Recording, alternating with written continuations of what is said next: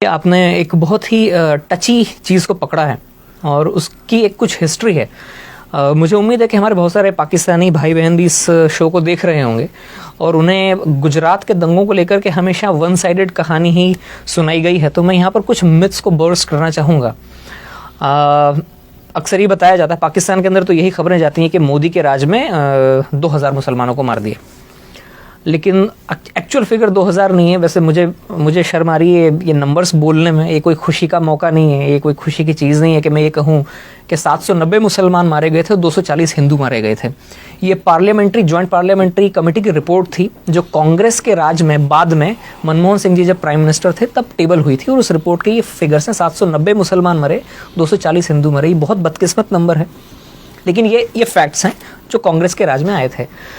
अब immediate reasons ये थे कि साहब एक ट्रेन थी जो अयोध्या, जो हिंदुओं का एक बड़ा, जैसे मुस्लिम भाई बहनों का जैसे मक्का या मदीना होता है, वैसे अयोध्या राम जी का जन्मस्थल माना जाता है। वहाँ से तीर्थयात्रियों की एक ट्रेन अयोध्या से लौटी थी। वो गुजरात के गोधरा स्टेशन के ऊपर थोड़ा सा आउटपोस्ट पे खड़ी हुई थी और उसमें जो यात्री थे, तीर्थयात्री थे, कुछ विश्व हिंदू परिषद के लोग थे, कुछ आरएसएस के काडर थे, जिनका अयोध्या में आना जाना लगा रहता है। अचानक, एंड आई से this with lot of डिसमे and lot of embarrassment, कि अचानक करीब 1000 मुसलमानों की भीड़ उस ट्रेन के उस डब्बे में पहुंचती है जहां पर इन लोगों के रिजर्वेशन थे। बोगी नंबर S6 और S7 इसे घेरती है। अचानक पथराव शुरू होता है और पेट्रोल में भिगो कर रुई के गद्दों को और तकियों को अंदर फेंका जाता है और आग लगाई जाती है, जिसमें 59 हिंदू जिंदा जलकर मर जाते हैं। 28 फरवरी सन 2002 का दिन था, सुबह 9:30 बजे के आसपास का वक्त था। इसमें 59 जो हिंदू जलकर मरते हैं। जैसे कि आपको जानकारी, इंडिया में जो स्लीपर डब्बे होते हैं उनमें 72 लोगों की सीटें होती हैं, तो 72 में से 59 लोग जलकर मर गए। उनमें 40 औरतें थीं और बच्चे थे। अब इसके बाद में 3 मार्च से बदकिस्मती से इंडिया में दंगों का इतिहास बहुत पुराना है। ये कोई मोदी राज के साथ में चालू नहीं हुआ है। ये मैं कह रहा हूँ, मैं कोई मोदी भक्त नहीं हूँ, ना मैं कोई बीजेपी का मेंबर हूँ, लेकिन ये रियलिटी है कि हिंदुस्तान में हिंदू मुसलमानों का दंगों का इतिहास बहुत पुराना है। बदकिस्मती से दंगे हो जाते हैं 3 मार्च से। जब शुरुआत में इस खबर को थोड़ा दबाया गया, लेकिन जब 59 लोग जिंदा जलकर उन पापड़ जैसे बन गई वो लाशें, और उन लाशों को जब ट्रांसपोर्ट किया गया था तो वो लाशें जहाँ जहाँ से गुजरी वहाँ से ये खबर फैलती चली गई और 3 मार्च से दंगे फसाद चालू हुए, जिनमें बदकिस्मती से जो मैं फिगर्स मैंने आपको बताई उतने लोग मारे गए थे। अलबत्ता दूसरे फैक्ट्स जो हैं उन पर पर्दा डाल दिया जाता है। ऐसा पहली बार हुआ था जब किसी भी राज्य में दंगे शुरू होते ही 48 घंटे के अंदर अंदर वहां के चीफ मिनिस्टर ने आर्मी को आने के लिए ग्रीन सिग्नल दे दिया हो। 5 मार्च का दिन था, आर्मी की टुकड़ियां पहुंच गई थी फ्लैग मार्च करने के लिए। दूसरी बात, ऐसा पहली बार हुआ इंडिया में कि पुलिस की गोलियों से 100 हिंदू दंगाई मारे गए थे। ये फैक्ट्स हैं, ये डॉक्यूमेंटेड फिगर्स हैं, मैं अपने मन से नहीं बता रहा हूं। और ऐसा पहली बार हुआ था कि इस तरह से कट्टर, जो मुस्लिम्स के अंदर जो कुछ कट्टर और ऑर्गेनाइजेशंस थे, उन्होंने वहीं के पास में गोधरा में करीब 50 मस्जिदें हैं, 50-60 मस्जिदें, छोटा सा कस्बा है लेकिन 50-60 मस्जिदें हैं। हो सकता है उनमें से कुछ मस्जिदों को सऊदी फंड्स आते हों, जहाँ पर वो वहाबिज्म की जो एक्सट्रीम हार्डलाइनर आइडियोलॉजी वहाँ से वो प्रोपोगेट करते हैं। एक मस्जिद से मोबिलाइज हुई थी वो मॉब जिसने ट्रेन को घेरा था और जिस तरह से जलाया गया, ये भी पहला मौका था इंडिया के अंदर। ये उसका इमीडिएट रीजंस थे। इसके पीछे हिस्ट्री का थोड़ा सा और पीछे आप जाएंगे तो गुजरात की पॉलिटिकल अनसर्टेनिटी भी बहुत ज़्यादा थी उस वक्त। ये मार्च 2002 की बात है। उससे 2.5 महीना पहले जब दिवाली के आसपास का वक्त था, तब ही मोदी जी को पैराड्रॉप किया गया था। अटल जी और आडवाणी जी के कहने पर उनको सीधे उठाकर चीफ मिनिस्टर बनाया गया था।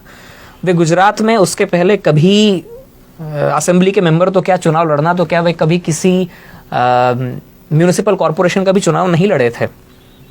वे कोई इलेक्टेड फिगर नहीं थे और उस वक्त गुजरात में कई बरसों से पॉलिटिकल अनसर्टेनिटी चली आई थी। हर 6-8वें महीने में चीफ मिनिस्टर बदलते थे और जो वहाँ की जो लोकल बीजेपी, स्टेट बीजेपी थी, उसके अंदर बहुत सारे गुट बने हुए थे और वो गुट आपस में ही लड़ते रहते थे। वो हालांकि बीजेपी मेजॉरिटी में थी, लेकिन फिर भी कोई एक तगड़ा लीडर नहीं था। कांग्रेस बहुत होपलेस कंडीशन में थी, लेकिन फिर भी वो इस इनफाइटिंग को थोड़ा बढ़ाने की कोशिश करती थी। कई सालों से ही चल रहा था, तो आप ये समझ सकते हैं कि पॉलिटिकल अनसर्टेनिटी थी। जब किसी भी जगह पर पॉलिटिकल अनसर्टेनिटी होती है तो वहाँ के एडमिनिस्ट्रेशन के ऊपर उसकी मार पड़ती है। एडमिनिस्ट्रेशन ढीला हो जाता है, पुलिस ढीली हो जाती है और पूरी सोसाइटी में भी एक एजिटेशन हो जाता है, गड़बड़ हो जाती है। तो इन सब चीज़ों की रोशनी में एक नए आदमी को आप उठाकर चीफ मिनिस्टर बनाते हैं, जिसके ज़्यादा सपोर्टर्स भी नहीं थे।